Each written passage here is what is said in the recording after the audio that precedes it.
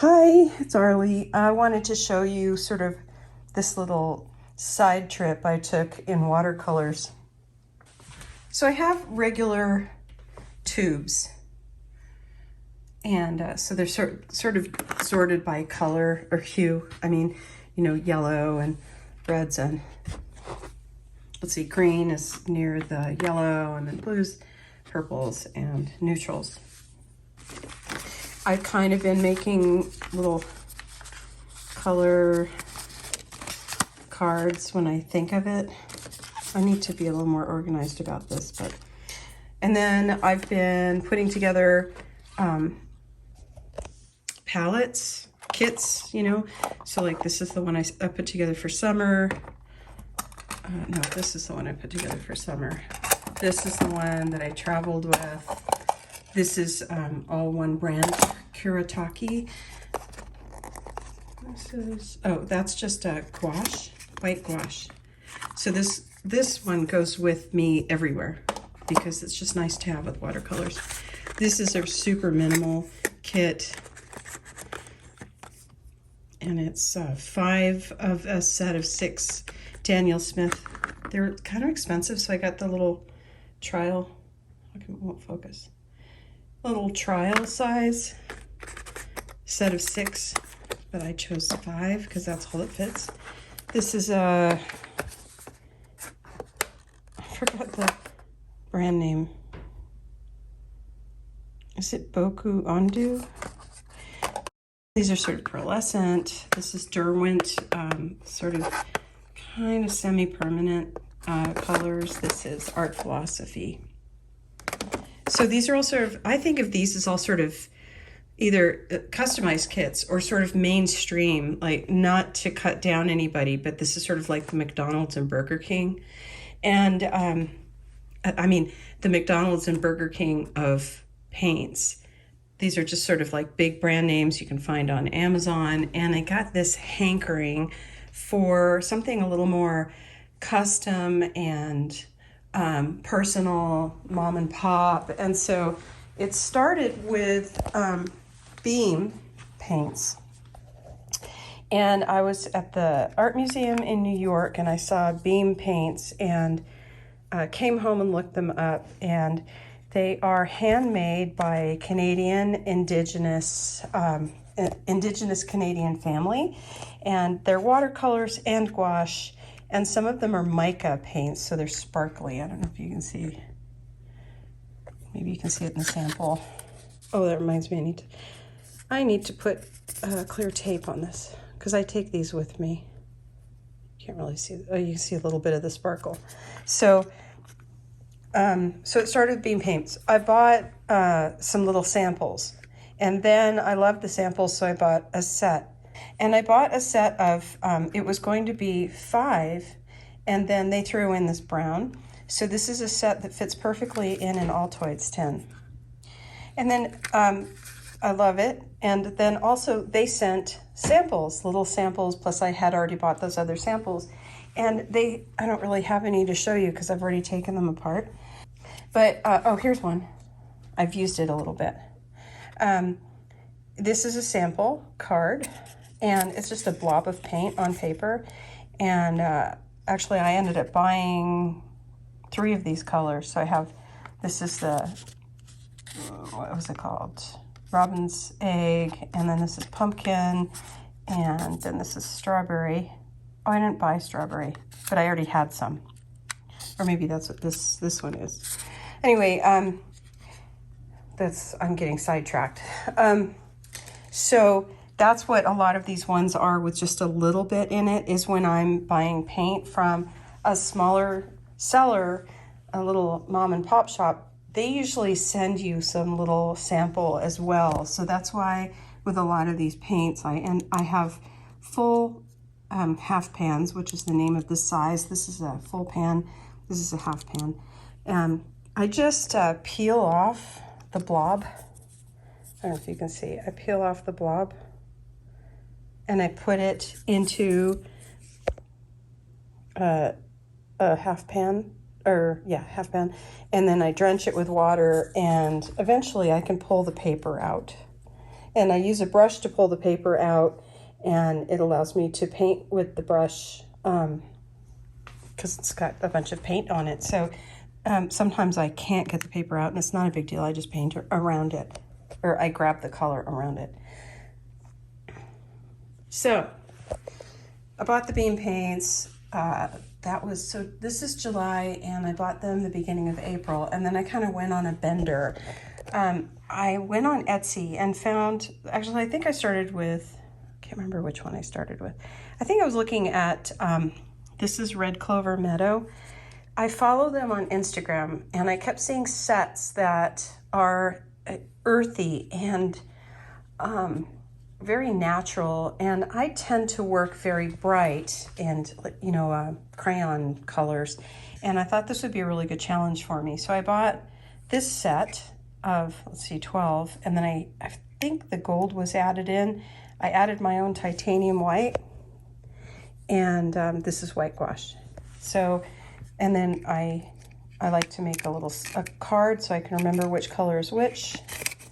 And I put packing tape over it. And if I need to, I can write notes or do things on the back. So it's just a piece of watercolor paper. What was I gonna say about this?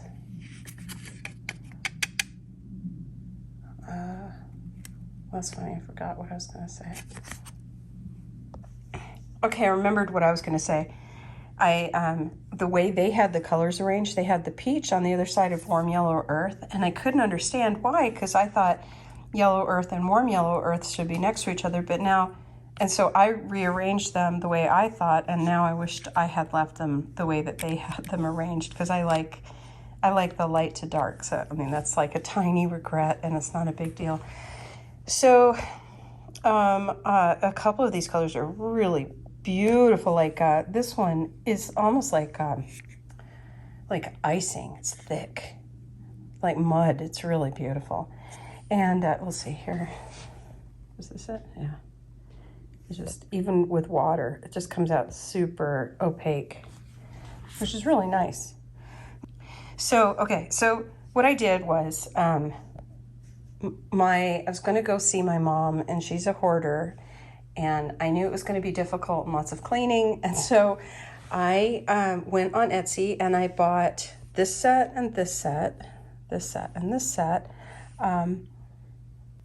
on Etsy, and then after I came back, they all slowly started to arrive, and just yesterday I got my last one, which is this one. Sorry, I neglected to finish that story, so I went to my mom's, and it helped me to know that I had a little reward waiting for me when I got back, and it's been fun getting these in the mail. So this is Julie, I'm not sure how to say her last name, Maggie, maybe? I got this set of 6, and she also sent some others. The little samples that I was telling you about.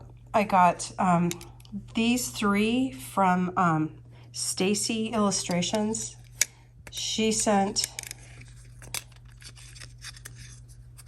these 2 little samples, and then I have a sample that's this sparkly sort of aqua from Beam, and I couldn't figure out where to place it, and I realized it fits perfectly with this pearlescent set. So I created this little sample color that I'm gonna use glue and stick it onto this little, you know, cheat sheet. So let's see, this is Julie, this is Stacy Illustrations, and this is Tiny, and I just got it yesterday. And Tiny, I just went to their Etsy page and realized that they're trying to transition from Etsy to their own website. So I will link these ones in the description, but this one's going to be not Etsy, and it'll go right to their page. So this one, I chose these 4 colors because I thought they went well together. And then they added this color, and I forgot where I put, oh, I guess this is this one, Potter's Pink. And here's this Potter's Pink. So I'm trying to get to be good about writing everything on the side. So one more thing about all these samples. Another sample that I got was the Mixing Trio from Beam. Let me go back to the mixing trio. And if you wanted to try Beam, and you just want to start with basics, I would start with these 3 plus white gouache. And then, you know, if you like the consistency and stuff, and you can also just get the mixing trio. It comes on a little card. You do what I said, you sort of melt it in water and it ends up like this. You can still see little pieces of paper in there, but when you get them wet, you can kind of work around it. And especially if you go to the pan, if you see a little piece of paper, you can fish it out. And it's only a circle of paper that's as big as the sample was. And a lot of times it's just one whole piece and you just pull it out. So, so this is my Beam box. This is my Julie Maggie. This is Red Clover Meadow. This is Stacy Illustrations, and this is Tiny. And then these are all just sort of little samples. This is weird. I have these like little boxes everywhere. So this is the box that the Daniel Smith paints came in, but I have so many little boxes because now I'm hoarding little boxes. And then this already existed because this was the little piece of paper the dot came on, but I just used little scraps to track the colors. So that's that. And then before I got this set, which was just yesterday, I had been playing with the colors, and then I realized I want a big version of this. So last night, I just kind of did a big messy version of this, which is all the colors. And I keep a swatches book, and I just used my swatches book to make sure I had all the names correct. I just sort of went back and forth. First I did all the blues, and then I put all the blues next to each other, not necessarily in order. And then the greens and yellows and sort of oranges and reds. But then I ended up with sort of, I don't know, neutrals.